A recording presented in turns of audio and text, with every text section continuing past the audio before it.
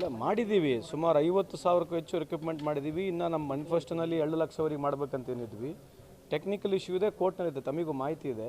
ಭಾಳಷ್ಟು ಜನರು ನನಗೂ ಫೋನ್ ಮಾಡಿ ಹೇಳಿದ್ದಾರೆ, ಈ ಕ್ಯಾಬಿನೆಟ್ನಲ್ಲಿ ಅದ್ರ ಬಗ್ಗೆ ಚರ್ಚೆ ಮಾಡ್ತೀವಿ, ಕೋರ್ಟ್ನಲ್ಲಿ ನಮಗೆ ಅದು ಬಗೆಹರಿದ್ದಾರೆ, ಜಲ್ದಿ ಟೆಕ್ನಿಕಲ್ ಇಶ್ಯೂ ಬಗೆಹರಿತಾರೆ. ಅದ್ರ ಜೊತೆಗೆ ಒಳ ಮೀಸಲಾತಿ ಒಂದಿರತಕ್ಕಂಥದ್ದು ಇದೆ. ಸೊ ಖಂಡಿತವಾಗಿ ಅದು ಬಗೆಹರಿದ ಮೇಲೆ ಖಂಡಿತವಾಗಿ ಸರ್ಕಾರ ಮಾಡುತ್ತೆ. ಅದಕ್ಕೆ ರಿಲ್ಯಾಕ್ಸೇಷನ್ ಕೊಡಬೇಕಂತ ಕೂಡ ಇದೆ.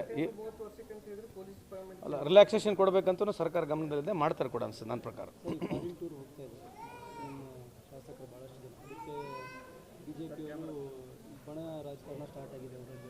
ಅವರೆಲ್ಲದಕ್ಕೂ ಹಂಗೆ ಹೇಳ್ತಾರೆ ರೀ. ಮತ್ತು ಅವರು ಸರ್ಕಾರ ಮಾಡೋಕ್ಕಲಿಗೆ ಅವ್ರೆಲ್ಲ ಹೋಗಿದ್ರಂತ, ಅವ್ರ ಟೂರ್ಗಳು ಹೇಳೋಣ ನಿಮಗೆ. ಅವ್ರಿಗೆ ಏನು ಈಗ ನಾವೇನು ಮಾಡಿದ್ರು ಅವ್ರಿಗೆ ಒಂಥರ ಬೇರೆ ಏನಿಲ್ಲಲ್ಲ, ಇಶ್ಯೂ ಏನಿಲ್ಲಲ್ಲ, ಮತ್ತು ಮಾತನಾಡ್ತಾರೆ. ಸರ್ಕಾರ ಟೂರಿಗೆ ಕಳಿಸಿದೆ ರೀ, ಹೋಗಿದ್ದಾರೆ. ಸೊ ಅದು ಕ್ಲಿಯರ್ ಇದೆ ನಿಮಗೆ. ಆದರೆ ಏನು ಅಲ್ಲಿ ಹೋಗಿ ರಾಜಕೀಯ ಏನು ಮಾಡೋದೈತೆ? ಅದು ಒಂದು 28-30 ಜನ ಹೋದ್ರೆ ಅಲ್ಲಿ ಏನು ರಾಜಕೀಯ ಏನು ಮಾಡೋದೈತೆ? ಅಲ್ಲಿಂದೇನು ಓಟ್ ಹಾಕ್ತಾರಾ? ವೈಯಕ್ತಿಕವಾಗಿ ಹೋಗಿದ್ವಿ ಅಂತ ಅವ್ರು ಹೇಳ್ತಾರೆ. ಅಲ್ಲ, ಹೋಗಿದ್ರು ಕೂಡ ಸರ್ಕಾರ ಹೊತ್ತಿಂದ ಹೋಗಿದ್ರು, ವೈಯಕ್ತಿಕವಾಗಿ ಹೋಗಿದ್ರು, ನನಗೆ ಮಾಹಿತಿ ಇಲ್ಲ. ಬಟ್ ನೀವು ಹೇಳಿದ್ರು ಹೋಗ್ತಿದ್ರು ಕೂಡ, ಹೋದ್ರೂ ಕೂಡ ಏನು ಮಾಡಬೇಕು ಈಗ?